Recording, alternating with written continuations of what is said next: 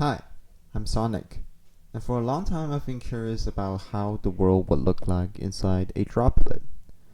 Well, I reasoned that due to its small size, it should look something completely different from us.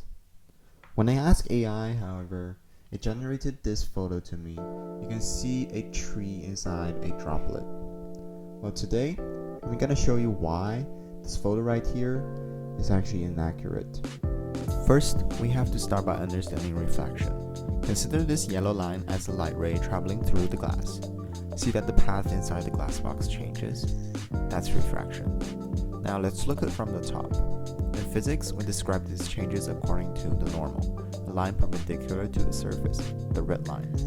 The path changes at the boundary between the two mediums. The angle on the outer side between the light ray, which refers as incident angle, is clearly bigger than the one inside, called the reflected angle. If we consider another light ray, the blue one, that has a larger incident angle, see that it will take a completely different path.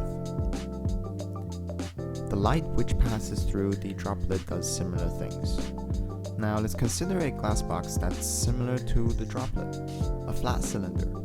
For simplicity, let's start with 5 lines, each having a unique color. These 5 light rays intersect the surface differently compared to the tangential line, which is the red one here. The incident angle on the tangential line on the surface is thus different. We can clearly observe that pink line has a bigger angle compared against the yellow one.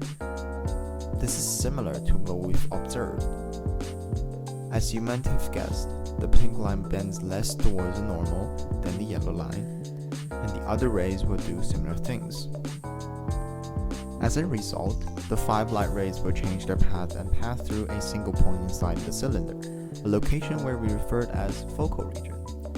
When they move on, these rays extend beyond focal area and goes on to hit the surface of the droplet on the other side. Expanding them in 3D, we need to consider a sphere. The sphere has, again, 5 light rays.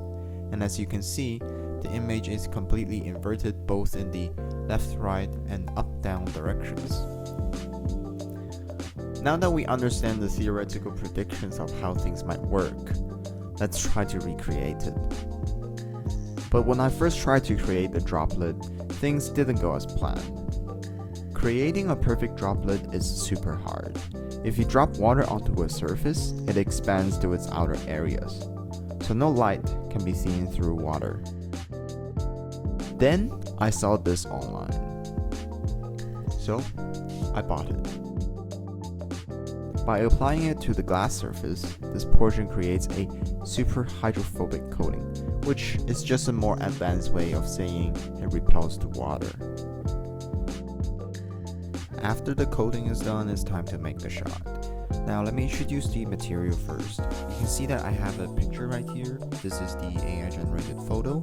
We can use that as a background for the droplet so that we can see that the image is inverted inside the droplet.